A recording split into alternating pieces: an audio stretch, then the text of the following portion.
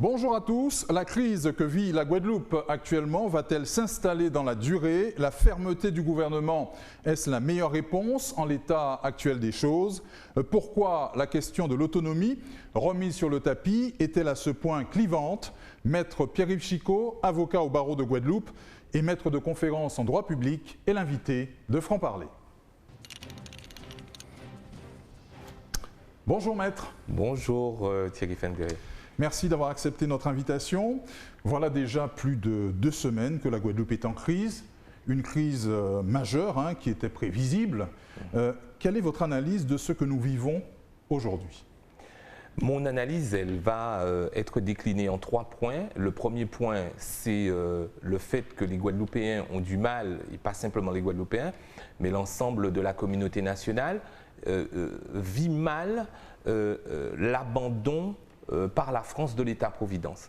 C'est-à-dire cet État qui était un État maman, un État papa, un État qui venait au secours de la veuve et de l'orphelin. Oui. Et la France s'est convertie au libéralisme économique, qui signifie que l'État doit moins intervenir dans la société et nous en subissons les contre-coups.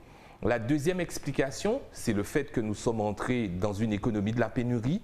Et cette économie de la pénurie, dans une certaine mesure, est dictée par l'Union européenne et qui est en lien avec ce que j'expliquais dans le premier point, c'est-à-dire qu'on va demander aux institutions publiques, aux organes de l'État, y compris aux collectivités territoriales, de dépenser beaucoup moins d'argent.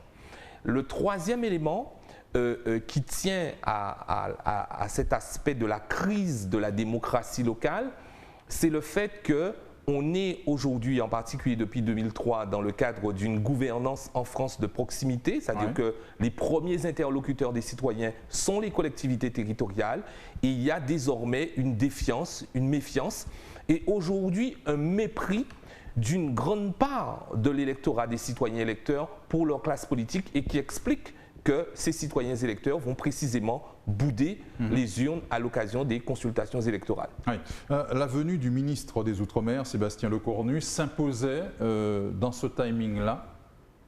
Oui, dans ce timing-là, peut-être on ne peut pas, ni vous ni moi, être juge du calendrier du ministre, mais en tout cas, je pense qu'il y a quelque chose qui est de l'ordre du tactique, c'est qu'à chaque fois que c'est nécessaire de démontrer à la représentation politique locale, aux élus locaux, que dans le cadre de la décentralisation qui existe depuis 40 ans l'année prochaine, 2022, quand il y a des problèmes dans vos sociétés, c'est à vous désormais d'abord que les citoyens doivent s'adresser. Et ce n'est qu'en dernier lieu, lorsque il n'y a pas de possibilité de dialogue, comme c'est le cas aujourd'hui entre le collectif des associations en lutte, je pense que c'est comme ça que ça s'appelle, et les représentants de la démocratie locale, que le gouvernement intervient. Et c'est pour ça que M. Lecornu intervient dans ce timing-là, avec une deuxième explication, c'est que quand on regarde la plateforme de revendication de ce collectif, c'est que les principales réponses ou l'immense majorité des réponses doit être apportée par les collectivités territoriales. Ah oui. Et ce qui intéresse l'État dans cette affaire-là, c'est de savoir est-ce qu'il est possible de revenir, oui ou non, sur l'abrogation des dispositions de la loi du 5 août 2021 qui décrète l'obligation du pass sanitaire et l'obligation vaccinale. Sauf que techniquement, en droit constitutionnel, c'est le ministre qui se déplace pour discuter de l'abrogation d'une loi, mais ce n'est pas le gouvernement qui est l'interlocuteur du collectif, c'est le Parlement, puisque c'est le Parlement qui vote la loi. Et il n'y a que le Parlement qui, en votant la loi, peut défaire ce qu'il a fait. Et donc, on a un défaut d'interlocuteur parce qu'en principe, ça devrait être, par exemple, le président de l'Assemblée nationale, même si on sait que depuis 1958, le gouvernement est celui qui fait les lois. Il y a 99% de lois qui sont votées au Parlement et très peu de propositions de loi, c'est-à-dire émanant des sénateurs et des députés. Ouais, cette abrogation, il ne faut pas y compter. Je ne le crois pas. Je ne pense pas qu'il faut compter sur cette abrogation pour deux raisons. C'est qu'il faudrait réunir le Parlement selon une procédure qui serait trop long à expliquer là. Il faudrait réunir le Parlement, donc en tout cas l'Assemblée nationale dans un premier temps, 577 députés, réunir le Sénat par la suite qui doit discuter sur la révision de cette loi éventuellement. Ils sont plus de 300, donc vous voyez que ça nécessite du temps. Ça c'est le premier élément, un élément de difficulté procédurale. Et deuxièmement, nous sommes dans un contexte de crise sanitaire où la France, en qualité d'État indépendant, avec son chef de l'État, avec son gouvernement, avec ses conseillers en matière de médecine, décide que la meilleure façon de protéger la population française, c'est de la vacciner. Et donc, ce serait compliqué d'expliquer sur le reste du territoire national qu'on a fait une exception pour la Guadeloupe, qui est une collectivité territoriale de droit commun dont le principe d'application de la loi et le principe de l'identité législative, c'est-à-dire à Pointe-à-Pitre comme à Paris, expliquer au reste de la communauté nationale que parce qu'il y a eu des manifestations et des soignants qui ne veulent pas se faire vacciner, je n'ai pas de jugement de morale à apporter dessus, je tiens un propos complètement juridique et une analyse de sciences politiques, ce sera compliqué d'expliquer que voilà, la Guadeloupe devient une exception alors qu'on a fait du vaccin le principe de la protection de la population. Très bien. Cette crise, Pierre-Yves Chicot, est-elle comparable selon vous à celle de 2009 qui avait duré 44 jours, on le rappelle? Alors, il peut y avoir des éléments de comparaison. Bon, on a quelques acteurs connus. Connus, mais en fait, la différence, c'est qu'en 2009, on avait une revendication économique convergente qui était de dire qu'il fallait augmenter les salaires. Et c'était une revendication qui était plutôt fédératrice. Oui, on avait l'essence. Voilà, où le leader du LKP est apparu comme un leader charismatique pour la Guadeloupe. Le deuxième élément, mais là de différenciation, c'est que là, il s'agit d'une revendication catégorielle. Ce sont des personnes dans des corps de métier qui disent nous, on ne veut pas se faire vacciner. Alors que dans le même laps de temps, vous avez, même si le niveau de vaccination est faible en Guadeloupe, des gens en Guadeloupe qui se sont fait vacciner. Et donc, d'une revendication catégorielle, on en arrive à des revendications qui concernent l'ensemble du territoire de la Guadeloupe pour chercher à fédérer le mouvement. Et la difficulté pour le gouvernement, contrairement à 2009, c'est qu'en 2009, on demandait au gouvernement de confectionner une loi pour améliorer les conditions de vie de Guadeloupéens. Alors que dans le cas présent, on demande au gouvernement de faire disparaître une loi qui ne convainc pas un certain nombre de Guadeloupéens. Une minorité? Ah donc je ne sais pas, je n'ai pas les statistiques, je ne me permettrai pas de dire ça. Je suis toujours dans l'objectivité scientifique quand je m'exprime, en tout cas c'est l'effort que je fais et on n'a pas de statistiques précises, en tout cas pour l'ensemble de la population, enfin on n'a pas. En tout cas ce qui est dit, c'est qu'il y a une minorité de Guadeloupéens, chez les soignants. Voilà, une minorité de Guadeloupéens qui sont vaccinés, mais d'après ce qui nous est rapporté, chez les soignants, il y a une majorité de soignants qui seraient vaccinés, à contre-cœur ou pas, mais qui sont vaccinés. Que dire de la méthode du gouvernement? Il fallait d'abord rétablir l'ordre et ensuite discuter tout en réaffirmant l'autorité de l'État? Oui, bien sûr, parce que c'est dans la tradition de la France et la tradition de n'importe quel État qui voudrait faire respecter l'unité nationale, qui voudrait faire respecter la cohésion nationale, qui voudrait faire respecter la loi, qui est à l'origine de la régulation sociale, qui est à l'origine de l'harmonie sociale, qui est à l'origine de la pacification sociale. On ne peut pas attendre d'un représentant d'un État qu'il soit faible. Donc, même si c'est de façon traditionnelle, il ne faut pas s'étonner que la première réponse qui ait été apportée, c'est une réponse de fermeté parce que, qu'on le veuille ou non, il y a un obstacle à la liberté d'aller et venir sur une partie du territoire national. Et il s'agit évidemment, et même les gens qui sont dans ce mouvement-là vous disent que l'État est dans son rôle de vouloir restaurer la libre circulation des biens et des personnes et de garantir la sécurité des biens et des personnes. La question centrale, c'est comment on en sort? Alors la question centrale, c'est comment on en sort. Bon, alors moi, généralement, dans ce type de configuration, il faut que chacun y mette un peu du sien. moi, je ne m'attendais pas du tout à ce qu'il y ait un report de l'obligation vaccinale pour les soignants jusqu'au 31 décembre avec une campagne d'explication, avec une prise en compte de façon casuistique, c'est-à-dire au cas par cas. Je ne m'y attendais pas du tout. Le citoyen que j'étais, je pensais que, fidèle à la doctrine macronienne, comme ça a été le cas pour les Gilets jaunes, c'était « nous ne cédons rien ».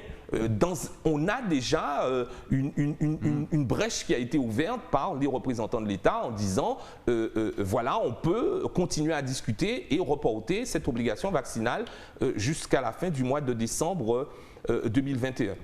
Ce qui est très court d'ailleurs. On peut imaginer par exemple que le gouvernement aille beaucoup plus loin sur le report de l'obligation vaccinale, c'est-à-dire jusqu'à mars 2022 pour que la concertation soit la plus large possible. Bon. Après, du côté des collectifs en lutte, ce qui est pas problématique, mais qu'il faudrait comprendre, c'est que, comme je l'indiquais tout à l'heure, la plupart des réponses des autres points doivent être apportées par les collectivités territoriales. Donc il faudrait vraiment qu'il y ait une rencontre au sommet entre le collectif en lutte et les dirigeants des collectivités territoriales en Guadeloupe pour résoudre ce qui nous concerne. Et là, on est en conformité avec la décentralisation parce que c'est la collectivité territoriale, ce sont les leaders politiques locaux qui règlent les questions, les problèmes de la société locale guadeloupéenne conformément à ce qui existe depuis 40 ans et on va même dire de manière renforcée depuis une vingtaine d'années. Et donc voilà, il faut que chacun y mette du sien pour qu'on puisse en servir. Et puis il y a un troisième élément. Le troisième élément, c'est que c'est quelque chose qui m'a interpellé hier lorsque je suis allé acheter ma baguette, c'est qu'il y a un écriteau sur la vitre de la boulangerie qui dit « Compte tenu de la situation, une personne ne peut acheter que 4 baguettes et pas plus ». Donc ça veut dire qu'on rentre dans un circuit de rationnement de l'alimentation et quid de la réaction de la population lorsque on sera dans une situation de rationnement de l'essence, de rationnement des aliments. Enfin, on ne sait pas. Moi, je ne lis pas dans le marc de café. Pour le moment, on ne voit pas trop bien la sortie de cette crise, sauf à ce que chaque parti puisse il essaie un peu de ses convictions, oui, en sachant que ça va être très difficile pour le gouvernement, en tout cas pour le président Macron, à quelques mois de l'élection présidentielle, de céder sur l'obligation vaccinale. Il était opportun de relancer là, maintenant, la question de l'évolution statutaire de la Guadeloupe, même en creux. Oui, mais c'est-à-dire que ceux-là même qui ont lancé cette idée-là ont peut-être été pris à leur propre piège, parce qu'on sait qu'en Guadeloupe, il y a des partis politiques qui sont friands de ce qu'ils appellent la domiciliation du pouvoir local en Guadeloupe. Ouais. Et donc, ce qu'il ne faut pas perdre de vue, et c'est ce que je disais en début d'émission, c'est que l'État n'est plus un État interventionniste, c'est un État minimaliste.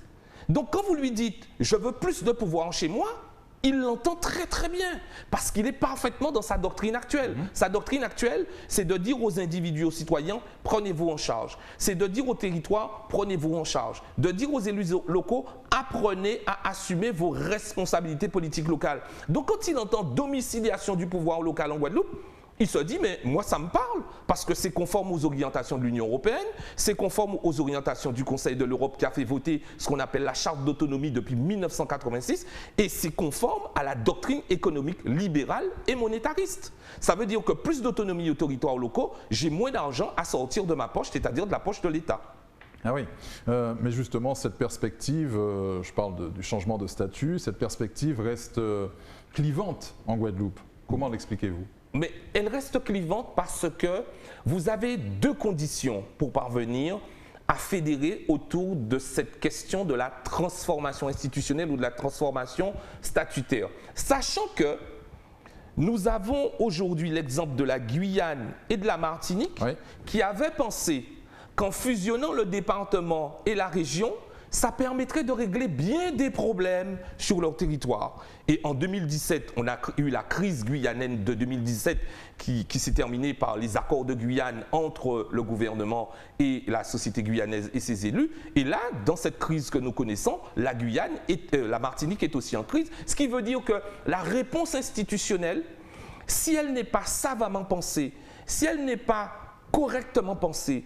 Et j'aime beaucoup cette expression qui dit « le temps ne respecte pas ce qui se fait sans lui ». C'est-à-dire que si on ne respecte pas le temps de mettre en place quelque chose qui va au final nous permettre d'avoir de l'efficacité dans les réponses, eh bien, tout s'effondre. Et ça devient encore plus clivant parce que les Guadeloupéens vont se rendre compte que ce n'est pas parce qu'on va fusionner le département et la région qu'on aura davantage d'efficacité des politiques publiques. Le tout dans un contexte de défiance à l'égard de la classe politique. Absolument. Et c'est ça le deuxième élément alors on va dire, qui pose problème, parce qu'on ne peut pas imaginer une transformation institutionnelle ou statutaire, évidemment sans le peuple, parce qu'il faut absolument une consultation à la demande du président de la République, sous convocation du président de la République, mais il faut surtout qu'il y ait des élus, c'est-à-dire des représentants de la démocratie locale qui se font le relais de la société civile pour élaborer un projet fédérateur dans lequel une majorité de Guadeloupéens va se reconnaître. Nos élus, de votre point de vue, ils sont clairs sur le sujet ? Alors, moi, je pense que quand on s'engage en politique, il y a quand même une volonté de vouloir gérer des choses. C'est-à-dire que n'importe qui ne s'engage pas en politique et ne gagne pas une bataille politique. Je pense qu'il peut y avoir une volonté. Mais ce qui manque, à mon avis, c'est le background et le back-office. Et je réfléchissais à quelque chose qui, à certains égards, m'attriste et qui fait le mal de la Guadeloupe. C'est que je me dis, mais imaginons par exemple que le Cornu dit chiche, que Macron dit chiche, que Castex dit chiche, allez, on nous fait un statut d'autonomie à la Polynésie. Je me disais, mais est-ce que vous pensez véritablement que pour écrire ces lois du pays de la Guadeloupe, c'est mon collègue Didier Détouche qui va être sollicité, c'est Georges Calix qui officie sur votre antenne, c'est pour les questions économiques nos économistes Alain Morin, Patrice Borda, Joël Raboteur. Quels sont les sachants qui vont être sollicités pour penser les lois du pays? Est-ce qu'on va rester dans une tradition qui consiste à dire que chaque fois qu'on veut penser le pays, on confie ça à un cabinet exogène qui ne connaît rien de la réalité de notre pays? Ou est-ce qu'on va confier ça à des gens qui connaissent le pays? Et quand je dis ça, je ne fais pas de nombrilisme. Et c'est pour ça que cette question d'autonomie, ce n'est pas simplement une question politique, ce n'est pas simplement une question économique, mais c'est aussi une question de mentalité, d'attitude. Est-ce que vous faites confiance aux gens qui vous ressemblent pour penser ensemble le pays? Et c'est ce qu'on dit dans les roses. On nous fait la ronde pour nous parler parole en nous. Et si l'autonomie, c'est pas en nous fermer la ronde pour nous parler parole en nous, sans véhencer dans la dégénérescence, sans véhencer dans le nobrilisme, je crains qu'on soit dans la même situation, parce qu'il faut bien le dire, et se poser la question, est-ce que le pays est pensé par nous-mêmes? C'est une grande question. Vous avez le retour... Avec une réponse très simple. Alors, il n'est pas pensé par nous, évidemment. Ben oui, je l'attendais. Et ça aussi, il faut que ça change. Évidemment, il faut que ça change. Il faut que ça change, Thierry Fendéré. Et je dis ça avec beaucoup de passion, pas pour moi, parce que j'ai déjà vécu, et vous et d'autres, nous sommes de la même génération, nous avons déjà vécu plus de temps sur Terre que ce qui nous reste à vivre normalement. Mais vous avez de plus en plus en Guadeloupe, et on ne connaissait pas ça, et ça c'est grâce à Richard Descoings qui a permis à un moment donné que Sciences Po ne soit pas réservé simplement aux élites de Paris intramuros, mais que Sciences Po puisse être ouverte aux enfants des banlieues, aux enfants des Outre-mer. Et vous avez une flopée depuis une douzaine d'années de jeunes Guadeloupéens de toutes classes, y compris des classes populaires, qui deviennent des diplômés de Sciences Po et qui ont la capacité de penser le pays. Ils sont déjà là. J'ai reçu récemment à mon cabinet un jeune qui vient de terminer son parcours à Sciences Po Paris, qui veut rentrer en Guadeloupe, qui a des idées sur la conception des smart cities, c'est-à-dire d'inventer des villes connectées en Guadeloupe. À quel moment on ouvre la porte à ces gens-là? Alors, qu'on nous laisse de côté, c'est pas très grave, on a quand même fait notre trou. Ouais. Mais ceux-là qui arrivent et qui n'ont pas envie d'aller gonfler le PIB de Singapour, de Dubaï, d'Allemagne, d'Inde, etc. Qu'est-ce qu'on en fait? Alors, s'ils ne veulent pas retourner au pays, on respecte ça. Ouais. Mais s'ils veulent retourner, comment on convoque ces sachants-là, ces cerveaux-là qui sont capables de faire monter en puissance le territoire de la Guadeloupe? Très bien. Vous avez le retour d'expérience de la Guyane, de Saint-Martin aussi, deux collectivités que vous avez accompagnées. Hein, oui, tout à fait. S'il fallait faire un premier bilan, ne serait-ce que sur la manière dont elles ont géré cette crise sanitaire. Alors, bon, Le premier élément, et vous voyez, je parlais tout à l'heure de ça, de convoquer les cerveaux guadeloupéens, parce que moi, j'ai vécu 10 ans en Guyane, je ne suis pas guyanais, et j'ai eu la chance d'avoir rencontré quelqu'un qui est le président Karam, qui m'a fait confiance. Et je lui voue d'ailleurs une gratitude éternelle au regard du fait qu'il m'ait fait confiance, qu'il m'ait confié pour la région Guyane à cette époque-là d'écrire le projet d'accord sur l'avenir de la Guyane du 29 juin 2002. Ce sont des souvenirs personnels qui me bercent. Et donc, en fait, les premiers retours d'expérience, c'est que ce n'est pas parce que vous avez eu la collectivité unique que tout est fini. L'effectivité de la transformation institutionnelle ou statutaire dans le texte normatif, ce n'est que le début de tout. Ce n'est pas la fin. Il ne faut pas croire que parce que vous avez fusionné un département et une région, que tout est terminé, c'est super, on va enfin pouvoir respirer et être dans le bonheur. Tout commence.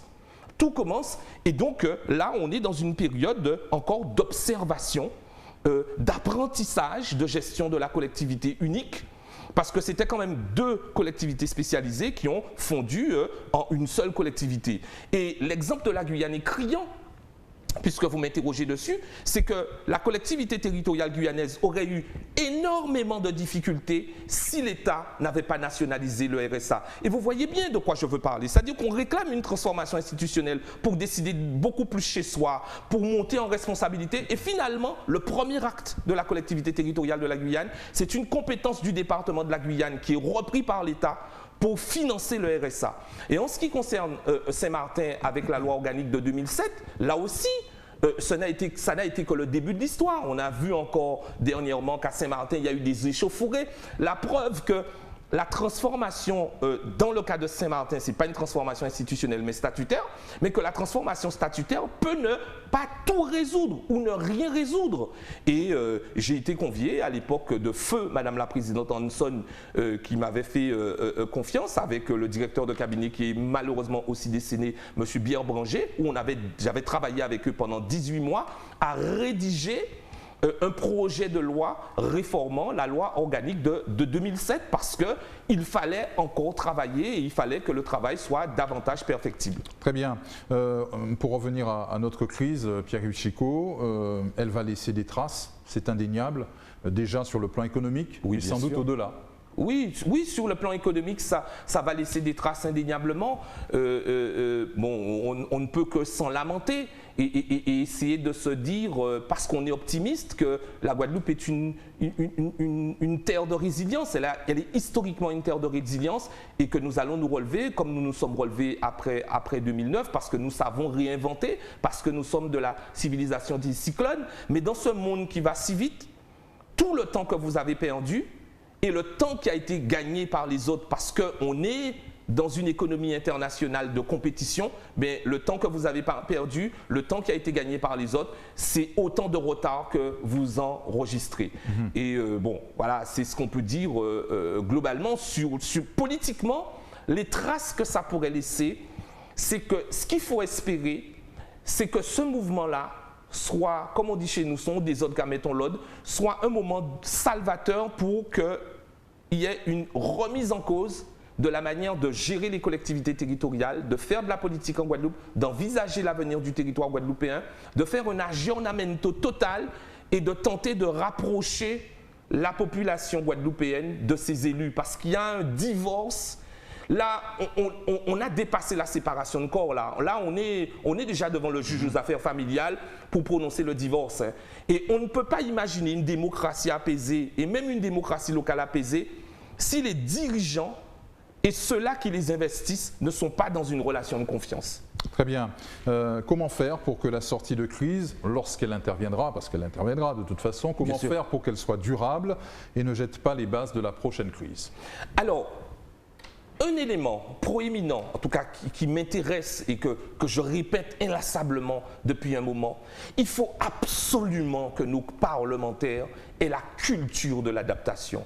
Il faut absolument que nos parlementaires et les collectivités territoriales aient la culture de l'habilitation législative. C'est-à-dire qu'on puisse mettre en place, en particulier dans les grandes collectivités, des directions ou des services de veille juridique, de veille législative, où on va se demander quel peut être l'impact de telle loi sur le territoire de la Guadeloupe. Et c'est très important ça, de se dire qu'on ne va pas à chaque fois qu'il y a une crise dire à l'État, nous demandons la domiciliation, c'est-à-dire que là on fait un coup. Il faut travailler de manière durable, comme vous le dites, et avoir cette culture de l'adaptation, avoir cette culture de l'habilitation législative, avoir cette culture de l'étude de l'impact qu'une loi peut avoir sur notre territoire de Guadeloupe. Et il faut aussi que ça soit une culture à laquelle adhère aussi le gouvernement, parce que la France est un pays légicentrique, c'est-à-dire qu'on considère que la loi, c'est l'affaire du Parlement et personne ne doit s'y mêler. Mais on a quand même inscrit dans la Constitution en 2003 que, par exemple, la Guadeloupe peut demander au gouvernement, au Parlement, des habilitations législatives. Oui. Donc il faut en user et en abuser. Totalement. Et puis, il faut absolument que, en particulier les grandes collectivités, y compris les intercommunalités, puissent penser le quotidien du pays, de manière beaucoup plus profonde. Est-ce qu'il ne faut pas simplifier tout ça? Beaucoup de strates. Oui, non mais vous voyez. Ben oui, mais Là, ce discours qui consiste à dire, il faut simplifier tout ça, il faut éliminer des strates, etc. Pas. Non, moi, si j'ai les moyens, j'ai une grande maison, j'ai une cuisinière qui est spécialisée pour la cuisine, j'ai une femme de ménage qui est spécialisée pour le ménage, j'ai quelqu'un qui est spécialisé pour le repassage. C'est-à-dire que moi, voilà, je mets des strates parce que il ne faut pas considérer à condition que chacun fasse son job. Très bien son job, voilà. Et il y a un universitaire qui est chercheur dans notre laboratoire au Crédit, qui s'appelle René Santonac, qui est docteur en sciences de gestion, qui a démontré dans sa thèse que dans l'industrie bancaire, ce n'est pas en additionnant les entités qu'il y a de la rentabilité financière. Donc ça aussi, il faut déconstruire ça. Laisser penser aux gens qu'il y a trop de strates, il suffit de simplifier et puis tout ira bien. Non, jamais. En tout cas, simplification certes, mais jamais de simplisme. Jamais de simplisme. Et la culture de la performance. Et la culture de la performance. Et la culture de la performance, vous me donnez l'occasion de citer une phrase que m'avait dit un ami quand je suis arrivé en première année à Amiens pour faire mes études de droit. La clé de la réussite, c'est le travail, toujours le travail, encore le travail. Merci Pierre-Yves Chicot d'avoir été notre invité dans Franc Parler. Merci beaucoup. Merci à vous de nous avoir suivis. On se retrouve demain sur votre chaîne locale.